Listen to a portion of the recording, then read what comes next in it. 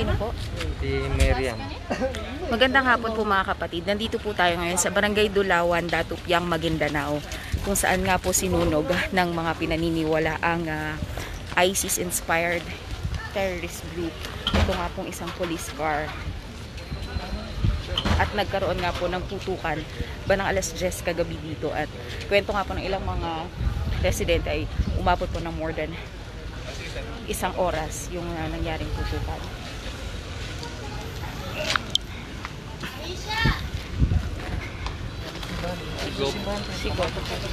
So, nandito po.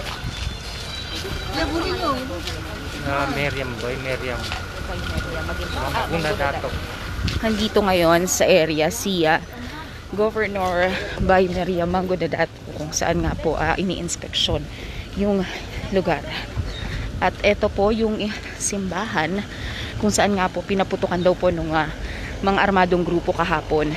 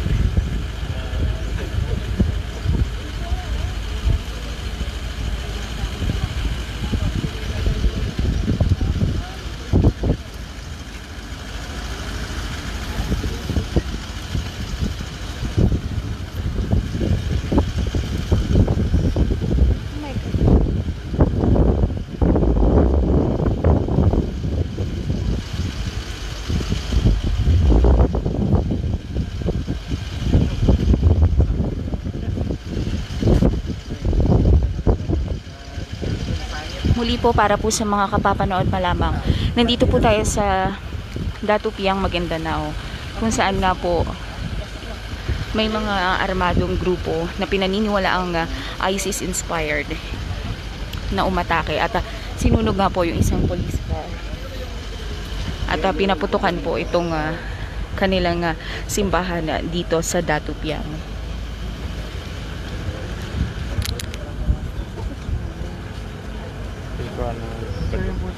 Sa microphone?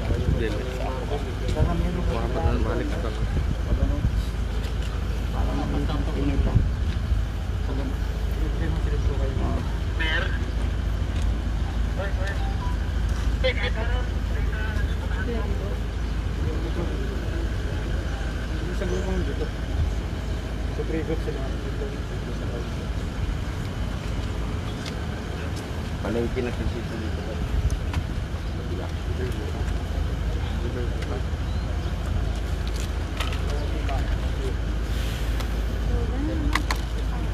Magmumove pa siya.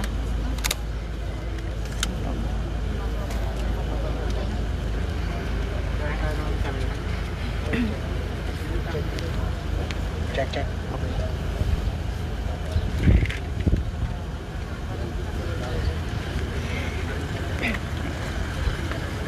Hi po, Gob. Gob, good afternoon po. Jem Avancenia po, TV5. Pwede po namin kayo ma-interview, Gob? Jem, dito ka, Jem. Okay. Okay, rolling. Gob, sa pag-i-inspect nyo po dito sa area, kumusta po? Una-una sa lahat, nais natin batiin ang mga nanonood sa TV5 at of course sa mga kahit sa mga Philippines ngayon, no?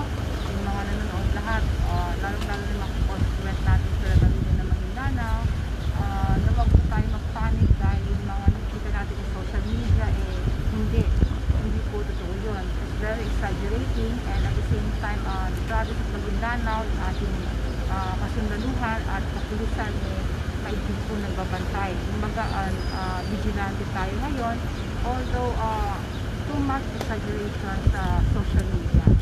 So, it was a purely harassment ang nangyari, and then hopefully, kung sino man yung nasa likod ng pangyayari dito, sila po sana ay sumuko na sa gobyerno, dahil mahirap po ang madalas habulin ng gobyerno. The province of Maguindanao declare a personal non grata to those lawless elements, those extremists, local extremists, particularly the PIFL as well as the government. Gov, na-identify na po ba natin kung anong grupo ang nasa likod ng pag-atake at ano po yung motibo nila? Definitely, mas maganda po kung yung ating kapulisan ang kalukuyan, maganda ating kalukuyan. But whoever behind, no, yung mga pangyayari ito, sana hindi na po maulit ito. No? Definitely, hahabulin sila ng gobyerno. Yun po yung utos niya ngayon sa authorities dito. Talagang message niyo po sa residents ng Datupiang. Not only the resident of Datupiang, but the whole province na magiging vigilant. At the same time, hindi tayo basta-basta maniwala sa mga social media, not unless verified natin ito, no? In the ground. Kasi nagkaroon na ng panic sa lalawigan ng Maguindanao, saying that sa Marawi-Fish, na kung titignan naman natin, no, i-inspect the area, na it's very much hopefully na we pray to Allah na hindi mangyayari yon dahil nga ang kagandahan nito is yung ating kasundaluhan, yung kapulisan, mabilis ang responde. At kung titignan naman natin ang struktura ng Datupiang, wala po tayo itong matataas na building. Only two-story lang meron dito. At definitely po ay hindi normal na nagkakaroon ng harassment sa ating mga kapulisan, sa ating kasundaluhan, na siya namang hinahabol na din ng gobyerno. Gov, how true po na naging target din nila yung church? Yung church is allegedly, no, sinabi ng ating kapulisan na matagal na ni-threat ang church na ito. I think it was 4 times attempted na gusto nilang pasukin yung simbahan. So I am appealing to those behind, no, yung pangyayari ito, na sana, no, tayo mga Kristiyano, tayo mga Muslim, tayo po ay magmahalan. Irespeto natin ang paniniwala ng bawat isa. Pero we could say na hindi po sila naging successful sa naging pag-atake kagabi. Definitely yes, dahil sa mabilis ang responde ng mga ating mga law enforcement. Okay po. Gov, maraming salamat po. Gov, pwede po kami makahingi ng sino po kaya pwede namin makontak sa inyo pa in case na gusto mo namin namin. Sige po, pwede po. Oo, yung may dato pala. Thank you po, Gov.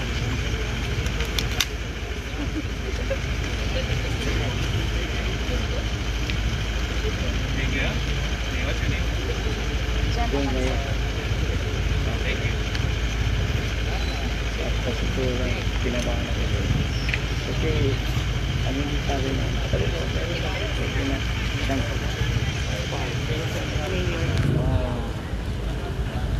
sabi niya So yun po si Maguindanao Governor Manguda Datu.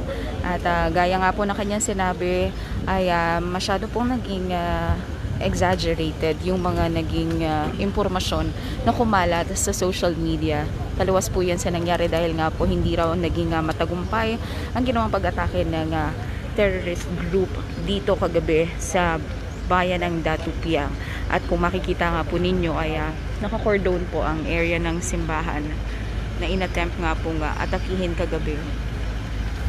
At ang tanging damage lang po dito sa area na to ayun nga po nasunog na police car. But still, wala pong according sa authorities, wala pong na saktan or namatay sa insidente.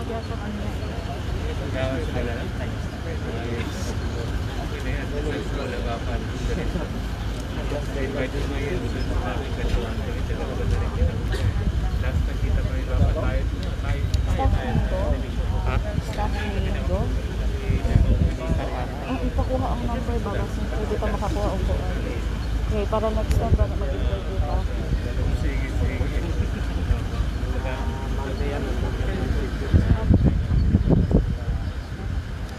Madalas na dapat meron siya. Contact. Ay po.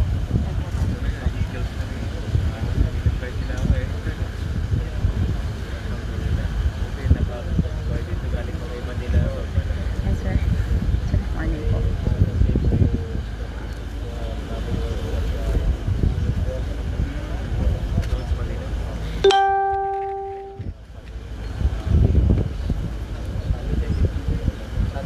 Muli po, para po sa mga kakapanood lamang po ng ating FB Live, Nandito po tayo sa Datupiang Maguindanao to check the real situation po dito sa ground. At gaya nga po ng sinabi ni Governor Mangudadatu na generally peaceful at talagang nag-utos na siya sa authorities na habulin talaga upang mahuli itong mga nasa likod ng pag-atake. Kasi may dalawa po parang hesitant na may yun talaga yung nakita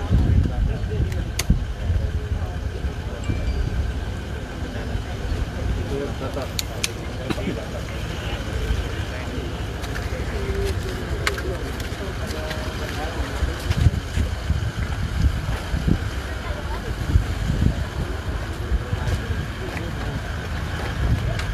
Kanina mga kapatid ay naka-interview nga po tayo ng ilang mga residente dito sa area at kinuwento nila sa atin na sobrang takot na takot sila nung marinig nga yung sunod-sunod na putok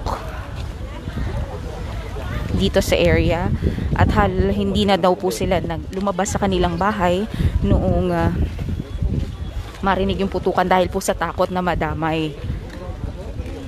Ito po yung nasunog na police car.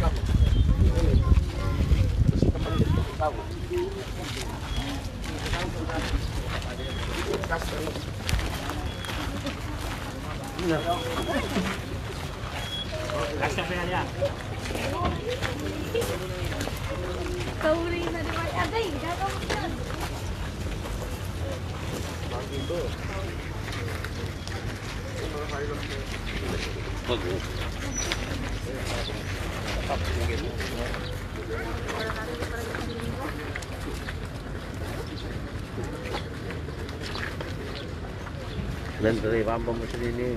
Natagad ka na. Nandrevan ng tipo. Kaya mga IT. Ay, ito mga limos. May nakikinom natin. Matapos.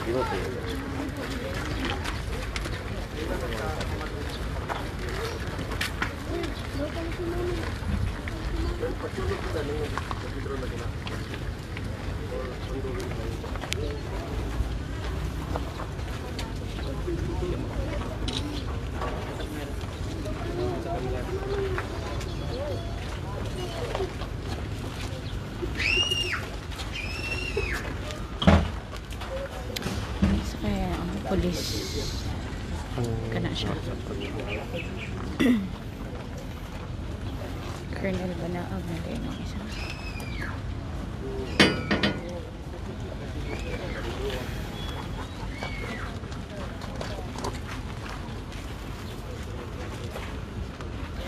Meron din po tayong ilang residente na nakausap kanina mga kapatid, and they were telling us na lalo na po yung isa dun sa medyo may edad na, sabi niya po sa atin na sanay na daw po sila sa mga ganitong insidente dahil noon pa raw ho ay meron na raw hong mga nangyayaring mga harassment mula po sa mga armed group dito sa area na to. At hindi nga raw po totoo yung sinasabi na tila nagmarawi siege. Tila naging marawi na daw po yung Datupiang kagabi. Ano? Wang-wangin ang to.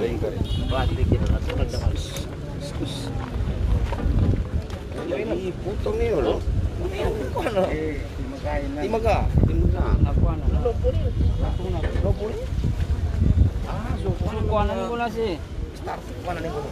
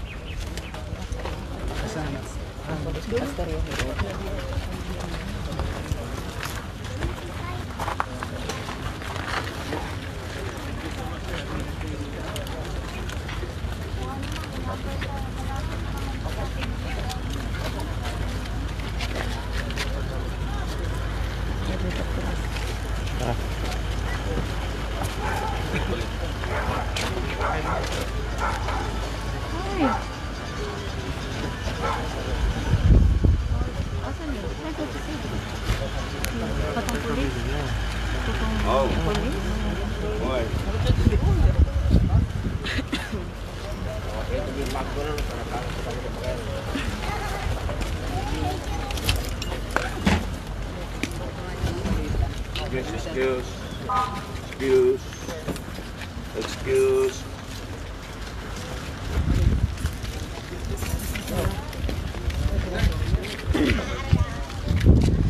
Sir, pwede namin ma-interview si sir?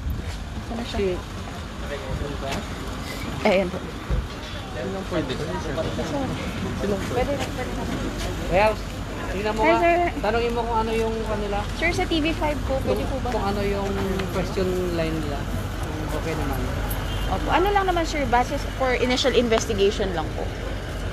Yun, pwede na po? Hindi Pwede. ma'am, ano yung question niyo ma'am? Yung ano po, initial investigation, ano po yung nangyari, paano po yung pag-respond ng police and ng army. Pwede po. Eh, okay lang po, nasa field na po tayo. Hindi, mayroon kasi kami. Okay kami ma'am. Kahit initial lang po. Station na lang ma'am. Punta ko station. Police station. Sir, pwede po ba namin hingin yung contact number ninyo?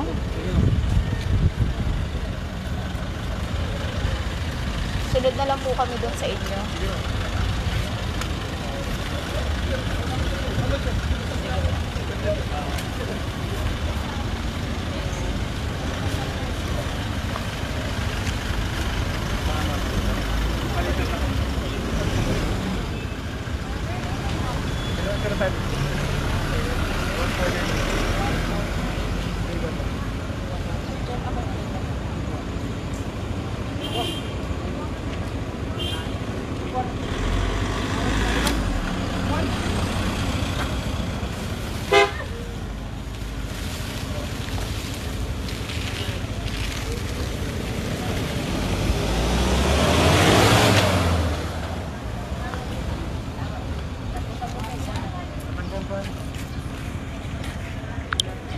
So maya-maya mga kapatid ay kukuha tayo ng updates from the police since sinabihan tayo ni COP na doon na lang muna sa police station na natin siya ma-interview patungkol nga doon sa investigation nila sa nasabing insidente.